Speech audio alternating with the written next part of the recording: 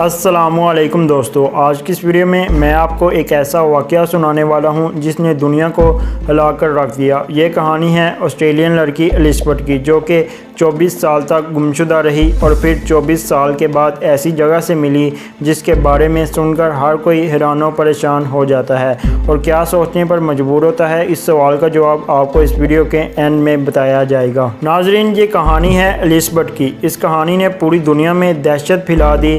पूरी दुनिया हैरान थी कि यह लड़की गई कहाँ। एलिज़ाबेथ सिर्फ 18 साल की थी कि जब वो एक रोज़ गायब हो गई। कहाँ गायब हुई, किसी को कुछ पता ना चल सका। लापता होने के 24 साल के बाद एलिज़ाबेथ का पता चला और वो जहाँ से मिली इस जगह के बारे में किसी के वहम गुमान में भी कुछ ना था। नाजरीन, एलिज़ाबेथ 16 अप्रैल 1966 को पैदा हुई और उसके बाप का नाम चर्च था। उसकी माँ का नाम रोज मैरी था। एलिज़ाबेथ के 6 और भी बहन भाई थे और एलिज़ाबेथ बचपन ही से अपने बाप के गुस्से से बहुत ज़्यादा तंग थी। एलिज़ाबेथ जब 18 साल की हुई तो उसने एक रेस्टोरेंट में काम करना शुरू कर दिया क्योंकि वो अपना घर छोड़कर आज़ाद रहना चाहती थी। और फिर कुछ अरसा काम करने के बाद इसकी ज़िंदगी आज़ाद और खुशहाल हो चुकी थी। लेकिन फिर अचानक 9 अगस्त 1984 को एक दिन वो गायब हो गई।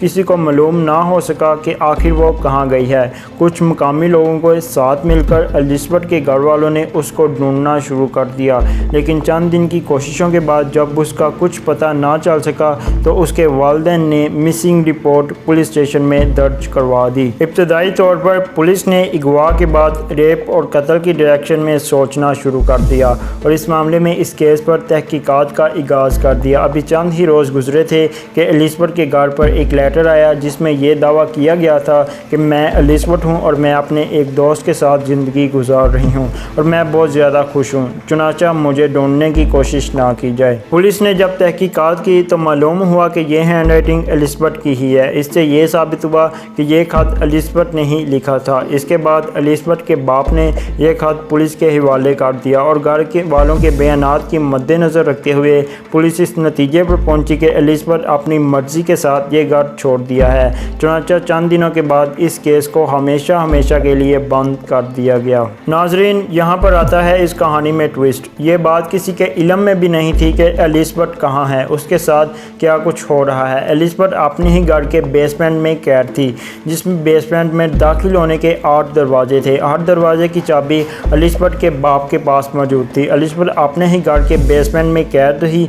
ये एक साउंड प्रूफ कमरा था और एलिज़ाबेथ को बेसमेंट में कैद रखने वाला कोई और शख्स नहीं, इसका अपना ही बाप था। इस 24 सालों में एलिज़ाबेथ के साथ उसके बाप ने जो सलूक किया था उसको सुनकर हर शख्स के रोंगटे खड़े हो जाते हैं। नाजरीन, एलिज़ाबेथ का बाप हर तीसरे दिन नीचे बेसमेंट में अपनी बेटी के पास खाना और पानी लेकर जाता था। शुरू में बात सिर्फ मार कुटाई तक महदूद थी, मगर फिर ये बात ज़्यादती तक पहुंच गई, जिसके नतीजे में उस एलिज़ाबेथ के यहाँ 24 सालों में 7 बच्चे हो गए थे, जिसमें से 3 बच्चे इसके साथ ही पलते रहे, जबकि 3 को एलिज़ाबेथ के घर वालों ने मिलकर पाला। जबकि एलिज़ाबेथ का एक बच्चा पैदा होने की थोड़ी देर बाद ही मर गया और इस जुल्म अजीम को करने वाला इसका बाप ही था। एलिज़ाबेथ और उसके बच्चों को बेसमेंट के अंदर कैदी बनाकर रखा गया। इन 24 सालों के अंदर एलिज़ाबेथ और उसके बच्चों को बाहर नहीं जाने दिया गया। उन्होंने बाहर की दुनिया नहीं देखी थी। नाज़रीन, ज़रा तसव्वुर कीजिए कि उन बच्चों के बारे में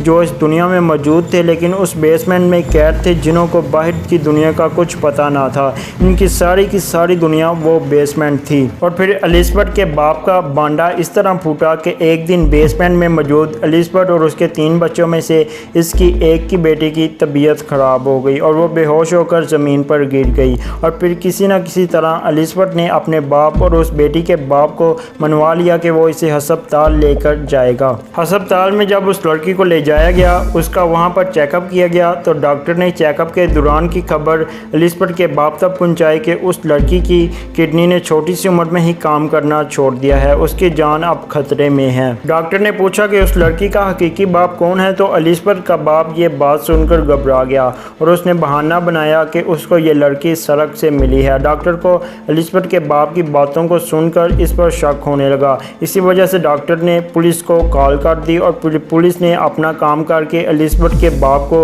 एक मुजरिम करार दिया। और फिर बिल आखिर 26 अप्रैल 2008 को एलिज़ाबेथ के बाप, जिसकी उस वक़्त 78 बरस उम्र थी, वो पकड़ा गया और पता चल गया दुनिया को कि वो मुजरिम है। और फिर ये खबर दुनिया में आग की तरह फैल गई और लोग हैरान परेशान थे कि एक बाप अपनी ही बेटी के साथ ऐसा भला कैसे कर सकता है। और इंटरनेशनल मीडिया ने भी इस खबर को बहुत ज़्यादा हाईलाइट किया। इस खबर का बहुत ज़्यादा प्रेशर पड़ा, जिसकी वजह से 2009 में ही एलिज़ाबेथ के बाप को उम्र कैद की सज़ा सुना दी गई और इसे जेल भेज दिया गया।